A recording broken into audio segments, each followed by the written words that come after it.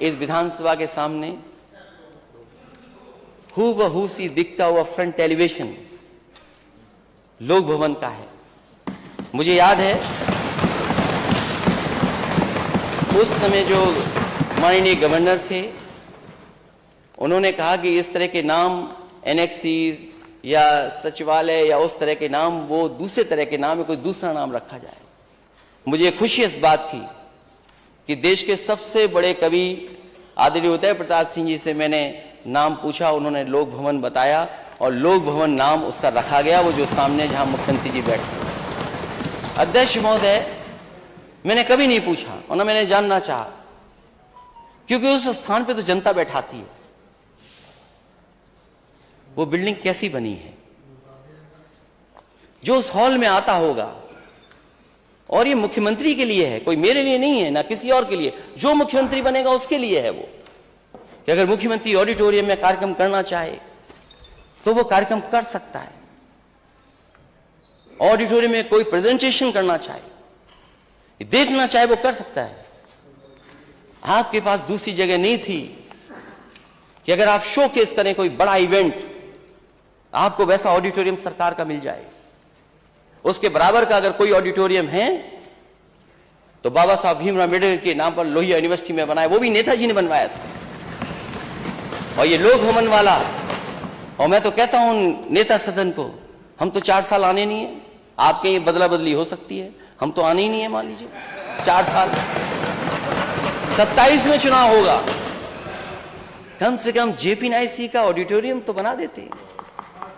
जैसे और जगह आपने अपनी पट्टियां लगा ली है, नाम लिखवा लिया है, उसमें भी नाम लिखा लो, क्योंकि वो ऑडिटोरियम अगर बनकर के तैयार हो जाता समय से, तो मैं दावा कर सकता हूं अध्यक्ष महोदय, वो विज्ञान भवन से ज्यादा अच्छा टेक्नोलॉजी वाइज या ऑडिटोरियम आपके उत्तर प्रदेश के पास होता। अगर वहां पर इन्वेस्टमेंट मीट करते तो लगता उनको भी, जो इन्वेस्टर्स आते, कि क्या जगह पर बैठे हैं वो लोग। और मुझे याद है बनारस में एक रुद्राक्ष ऑडिटोरियम का उद्घाटन हुआ था, वो 1200 कैपेसिटी का है, उसका न जाने कितना प्रचार किया गया। ये जो JP-NIC का ऑडिटोरियम है, उसमें गाड़ी पार्किंग 1200 है, तो समझ लीजिए ऑडिटोरियम कितना बड़ा होगा। मुझे कोई शिकायत नहीं है कि आपने पूर्व प्रधानमंत्री अटल बिहारी वाजपेयी जी की प्रतिमा वहां लगाई, मुझे कोई शिकायत नहीं है, लेकिन अकेले मत खड़ा करो उन्हें। उनके नाम पर उसी जगह पर शिलान्यास की हुई यूनिवर्सिटी आप 6 साल में नहीं बना पाए। और कहां चल रही वो यूनिवर्सिटी? नेता सदन 9th फ्लोर पे जाइए, राम मनोहर लोहिया इंस्टीट्यूट में चल रही है, 9th फ्लोर में। बताइए 6 साल में आप एक यूनिवर्सिटी नहीं बना पाए। और अध्यक्ष महोदय, नेता सदन को अपनी यूनिवर्सिटी बनानी थी, क्योंकि खुद चांसलर बनना था, वो 1 साल में बन गई। तो सरकार की यूनिवर्सिटी क्यों नहीं बन सकती?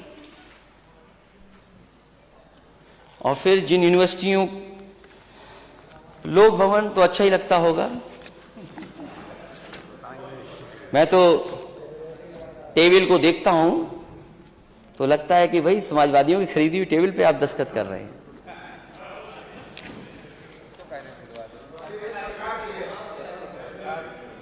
वो बात बाद में आएगी, अभी नहीं। वो सरकार का मैं जानता हूं, सरकारें, मैंने नेता सदन का भाषण सुना था कि हम सबका कुछ ना कुछ योगदान है, तो स्वीकार करें कि पूरे देश में, अब तो और भी मुख्यमंत्री बना रहे हैं ऑफिसेस, लेकिन पूरे देश में सबसे अच्छा इंफ्रास्ट्रक्चर मुख्यमंत्री का अगर कहीं होता ऑफिस का काम करने के लिए, कोई मुख्यमंत्री होता, तो आपका उत्तर प्रदेश का होता। हालांकि पेड़ पौधों से आपको कोई बहुत रुचि नहीं है, आपको गमलों से रुचि है। गमले लगाए, सूख गए, चोरी हो गए, पता लगा करोड़ों के गमले चोरी हो गए, FIR दर्ज हो गई गमलों जिन्होंने चोरी की। कम से कम समाजवादियों जैसा काम करते।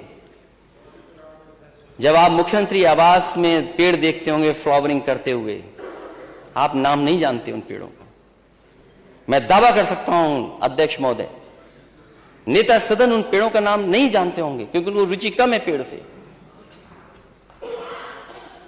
एक एक पेड़ पसंद कर करके लगाया गया। और अगर आप गवर्नर हाउस के थोड़ा सा घूम जाएंगे आप, जो आजकल फ्लावरिंग कर रहे हैं पेड़, जो पर्पल फ्लावरिंग आ रही है वो टबूबिया का पेड़ है। और जो आपके यहां पिंक और येलो कभी कभी फ्लावर करता होगा पेड़, जो पत्तियां हट जाती हैं, वो क्रोसिया का पेड़ है। तो समाजवादी लोग कम से कम पेड़ पौधों से लेकर के जो लगाया वो आज भी फ्लावर कर रहा है, लेकिन इनके गमले सब सूख गए।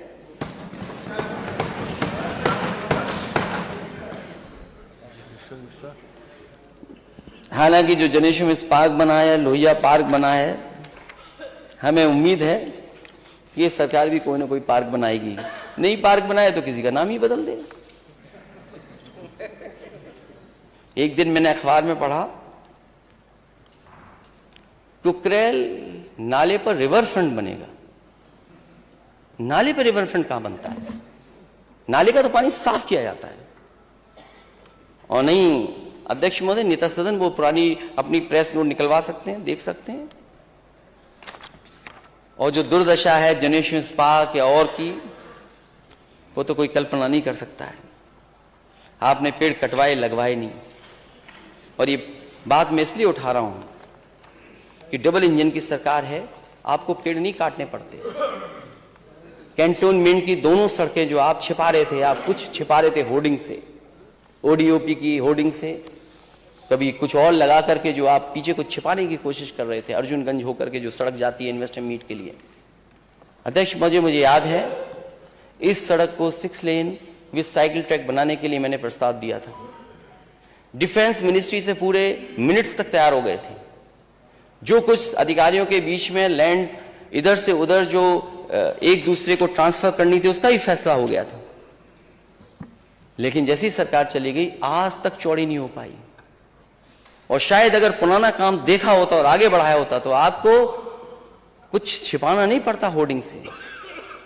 ना आपकी ये कमांड वाली सड़क बन पाई, ना आपकी अर्जुनगंज वाली बन पाई।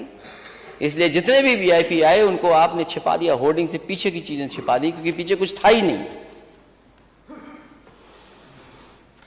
अगर पीछे कुछ होता तो शायद इन्हें होर्डिंग न लगानी पड़ती।